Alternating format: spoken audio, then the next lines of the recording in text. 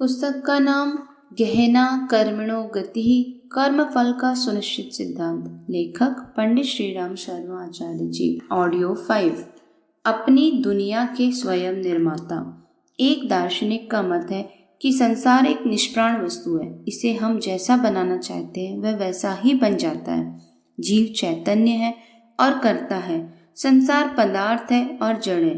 चैतन्यकर्ता में यह योग्यता होती है कि वह जड़ पदार्थ की इच्छा और आवश्यकता का उपयोग कर सके।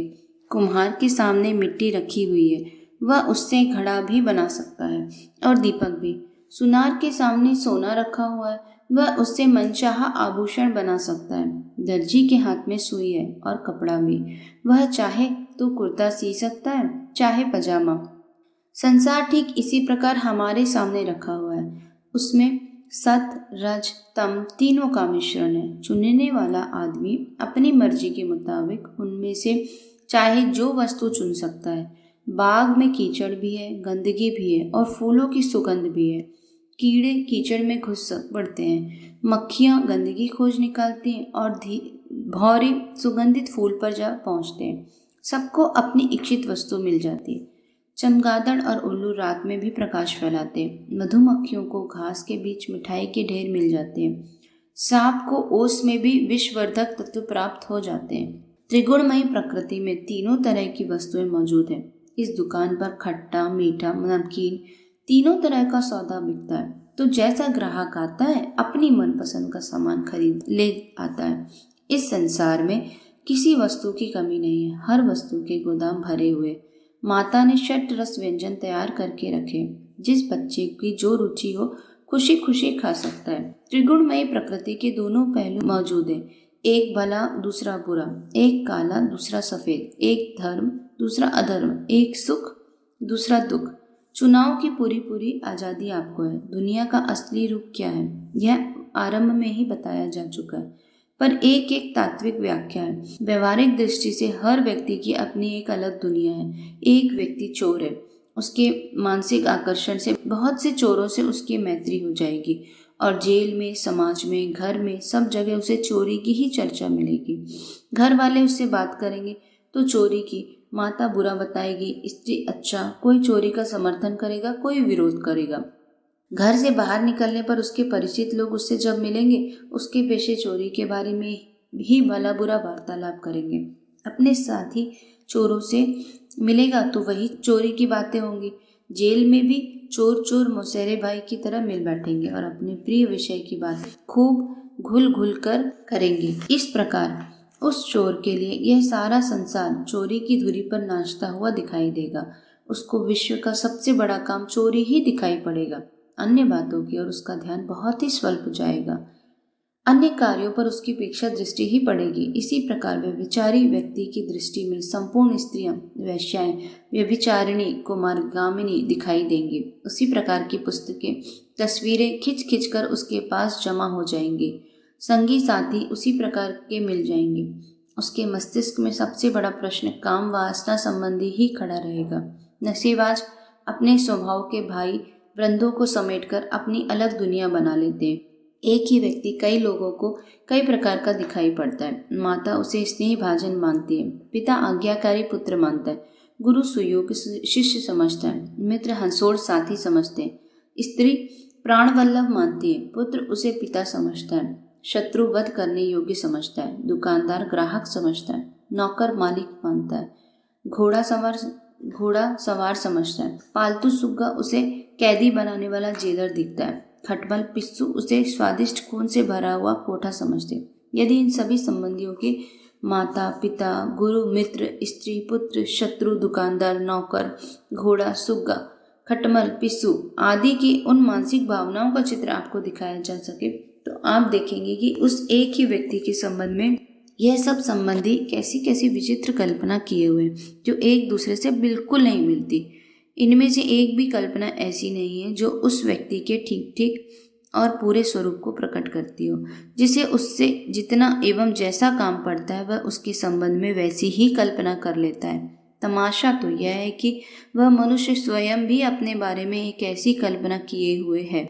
मैं वैश्या हूँ, लखपति हूँ, वृद्धा हूँ, पुत्र रहित हूँ, कुरूप हूँ, गणमान्य हूँ, दुखी हूँ, बुरे लोगों से घिरा हुआ हूँ आदि नाना प्रकार की कल्पनाएं कर लेता है और उस कल्पना लोक में जीवन भर विचरण करता रहता है। जैसे दूसरे लोग उसके बारे में अपने मतलब की कल्पना कर लेते हैं, वैसे ही मन भी अपने बारे में इंद्रियों की अनुभूति के आधार पर अपने संबंध में एक लंगड़ी लूली कल्पना कर लेता है और उसी कल्पना में लोग नशेबाज की तरह उड़ते रहते हैं। इस मर्म को यदि वह किसी दिन समझ पाए तो जाने कि मैंने अपने बारे में कितनी गलत धारणा बना रखी थी। लोग ऐसे ही अपनी अपनी भावुकतापूर्ण मानसिक उड़ान के हवाई घोड़ों पर चढ़कर सच्चाई के बहुत ऊंचे आकाश में उड़ते रहते हैं और उसी नशे में कोई मन के लड्डू खाया करता है, कोई मन के चने चबाया करता है, कोई शराबी सामने वाली दीवार को गालियां देकर अपना सिर फोड़ रहा है और कोई कुत्ते को बाहुपाश में कसकर प्रियतमा का चुम्बन आलिंगन का मजा ले रहा है। हम लोग अज्ञान के नशे में सो रहे हैं, किसी को महलों के सपने आ रहे हैं, कोई भयंकर दुस्वप्न देखकर भयभीत हो रहा है, किसी शेख चिल्ली की शादी हो रही है, कोई पगला अमीरी और बादशाही बघार रहा है। दुनिया के पागल खाने में तरह तरह की खोपड़ियां डोल रही हैं। यह सभी मूर्तियां अपने ढंग की विचित्र हैं, सभी अपने को होशियार मान रहे हैं। आप कभी पागल खाना देखने गए हो और अधिक समय तक वहां बंद रहने वाले बुद्धिमानों की बातें सुनी हो तो आसानी से दुनियादार लोगों के उन स्वप्नों की तुलना कर सकते हैं जो कि वे दुनिया के बारे में सोते समय देखते रहते हैं। मनुष्यों को नाना प्रकार के दुखों में रोते हुए और नाना प्रकार के सुखों में इतराते हुए हम देखते हैं। दुनिया बहुत बुरी है, जमाना बड़ा खराब है, ईमानदारी का युग चला गया, चारों ओर बेईमानी छाई हुई है, सब लोग धोखेबाज हैं, धर्म धरती पर से उठ गया। ऐसी उक्तियां जो आदमी बार बार दोहराता है, समझ लीजिए कि वह खुद धोखेबाज और बेईमान है। उसकी इच्छित वस्तुएं उसके चारों ओर इकट्ठी हो गई हैं और इनकी सहायता से सुव्यवस्थित कल्पना चित्र इसके मन पर अंकित हो गया है। जो व्यक्ति यह कहा करता है कि दुनिया में कुछ काम नहीं है, बेकारी का बाजार गर्म है, उद्योग धंधे उठ गए हैं, अच्छे काम मिलते ही नहीं, समझ लीजिए कि इसकी अयोग्यता इसके चेहरे पर छाई हुई है और जहाँ जाता है वहाँ के दर्पण में अपना मुख दिखाता है, जिसे दुनिया स्वार्थी, कपटी, दंभी, दुखमय, कलुषित, दुर्गुणी, असभ्य दिखाई पड़ती है। समझ लीजिए कि इसके अंतर में इन्हीं गुणों का बाहुल्य। दुनिया एक लंबा चौड़ा बहुत बढ़िया बिल्लौरी कांच का चमकदार दर्पण है, इसमें अपना मुंह हो दिखाई पड़ता है। जो व्यक्ति जैसा है इसके लिए त्रिगुणमयी सृष्टि में से वैसे ही तत्व निकलकर आगे आ जाते हैं। क्रोधी मनुष्य जहाँ जाएगा कोई न कोई लड़ने वाला उसे मिल ही जाएगा, घृणा करने वाले को कोई न कोई घृणित वस्तु मिल ही जाएगी। अन्यायी मनुष्य को सब लोग बड़े बेहुदे, असभ्य और दंड देने योग्य दिखाई पड़ते हैं। होता यह है कि अपनी मनोभावनाओं को मनुष्य अपने सामने वालों पर थोप देता है और उन्हें वैसा ही समझता है जैसा कि वह स्वयं है। साधुओं को असाध्वी स्त्रियों से पाला नहीं पड़ता, विद्याभ्यासियों को सद्ज्ञान मिल ही जाता है, जिज्ञासुओं की ज्ञान पिपूषा पूरी होती ही है। सतयुगी आत्माएं हर युग में रहती हैं और उनके पास सदैव सतयुग बरतता रहता है। हमारा यह कहने का तात्पर्य कभी नहीं है कि दुनिया दूध से धुली हुई है और आप अपने दृष्टि दोष से ही उसे बुरा समझ बैठते हैं। पीछे की पंक्तियों में बार बार दोहराया जा चुका है कि दुनिया त्रिगुणमयी है, हर एक वस्तु 3 गुणों से बनी हुई है। उसमें आपसे छोटे दर्जे के बच्चे भी पढ़ते हैं, आपकी समकक्षा में पढ़ने वाले भी, और वे भी हैं जो आपसे बहुत आगे। तीनों ही किस्म के लोग यहाँ हैं। सतोगुणी वे विद्यार्थी हैं जो आपसे ऊंची कक्षा के हैं, रजोगुणी वे हैं जो सम कक्षा में पढ़ रहे हैं, तमोगुणी पिछली कक्षा वाले को कह सकते हैं। डाकू की तुलना में चोर सतोगुणी है, क्योंकि डाकू की अपेक्षा चोर में उदारता के कुछ अंश अधिक है, किंतु चोर और डाकू दोनों से श्रमजीवी मजदूर ऊंचा है। उससे ब्राह्मण बड़ा है और ब्राह्मण से साधु बड़ा है। डाकू से साधु बहुत ऊंचा है, पर जीवन मुक्त आत्माओं में साधु भी उतना ही नीचा है जितना साधु से डाकू। यह डाकू क्या सबसे नीचा है? नहीं, सर्प से वह भी ऊंचा है। सर्प अपनी सर्पिणी के लिए उदार है, डाकू अपने परिवार में उदारता बरतता है। चोर अपने परिचित की चोरी नहीं करता, ब्राह्मण अपनी जाति के कल्याण में दच्चित रहता है, साधु मानव मात्र से उदारता बरतता है। जीवन मुक्तों को मनुष्य या चींटी के बीच कुछ अंतर दिखाई नहीं पड़ता, वह सर्वत्र एक ही आत्मा को देखते हैं। तात्पर्य यह है कि परम पद पाने से पूर्व हर एक प्राणी अपूर्ण है, उसमें नीच स्वभाव कुछ न कुछ रहेगा ही। जिस दिन हम सारी नीचता समाप्त हो जाएगी, उस दिन तो वह उन्नति के अंतिम शिखर पर पहुंचकर चरम ध्येय को भी प्राप्त कर लेगा। सृष्टि का हर प्राणी आज के वर्तमान स्वरूप में अपूर्ण है। अपूर्ण का अर्थ है सदोष।